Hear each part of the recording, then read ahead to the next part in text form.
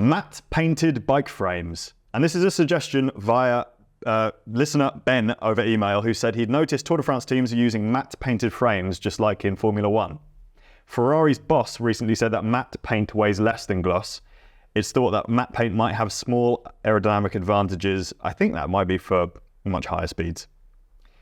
The theory is that the rough surface creates a boundary layer of turbulent air. The rest of the airflow then flows around this boundary layer with less drag.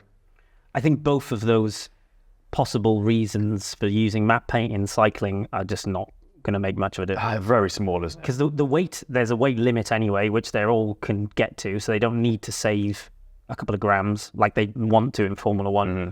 And like you said, Formula One cars are going at 300, 400 kilometers an hour. Like a tiny gain, isn't it? If there is any. I can imagine I know paint weighs a lot.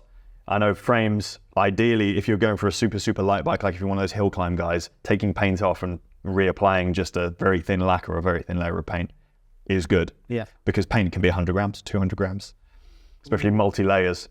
But they're showing off their sponsors in the paint jobs, aren't they? So they want it to be visual, punchy. Matte painted bikes for performance, overrated. Matte painted bikes for cool as, underrated.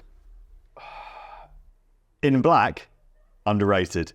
Any other colour, overrated, because cleaning it is annoying. My first ever bike was a matte mango BMX, and it was sick. I would rebuy that bike right now. You wouldn't have to clean it though, because the BMX you're just leaving and let it get all messed rusty. up. Yeah. Shit.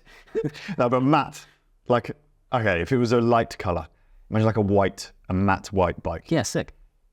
Really cool, but then cleaning it's annoying. Yeah, just don't ride it. Oh yeah, it's hang it. Yeah. Hang it, yeah. Yeah, there you go. That's what most of my bikes just hang on the wall. Overrated. No, underrated. Glad. I'm glad we're in agreement.